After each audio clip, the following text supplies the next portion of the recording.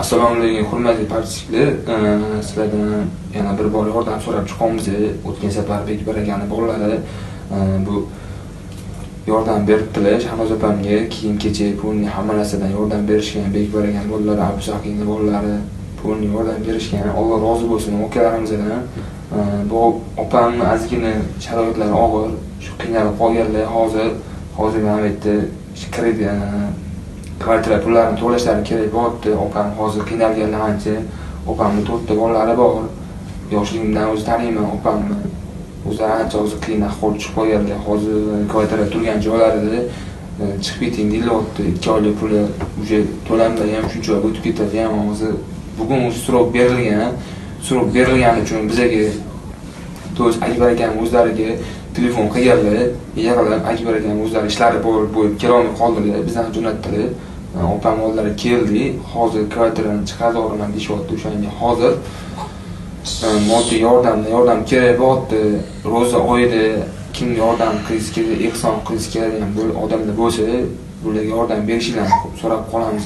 Hozir ancha qiyin ahvoldalar, juda qiyin ahvoldalar, sharoitlar og'ir. Даже yeyishga nonlariga hozir pullari yo'q. O'shanga ozgina yordam berishlarini so'raymiz opamga. O'zlari ham bitta o'z ketadilar.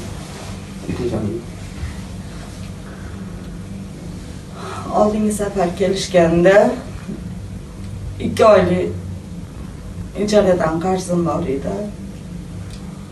Meni bolalarimni kiyim yo'ligini hisobiga bog'chaga, maktabga borish olmayotgan edi.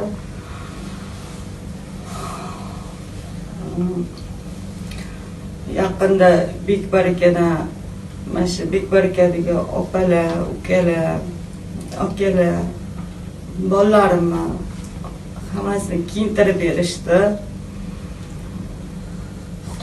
Mana o'sha fevral oyi bo'lgani uchun, o'sha 3-oyga o'tib ketgani uchun kvartira pulini so'rashdi boyam.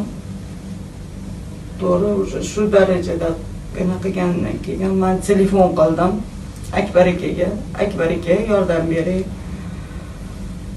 Kvartira pulimni to'lamagandan keyin hozir qatga chiqaman, 4 ta bolam bilan qatga boraman shu suvda deb men yig'lab ketdim.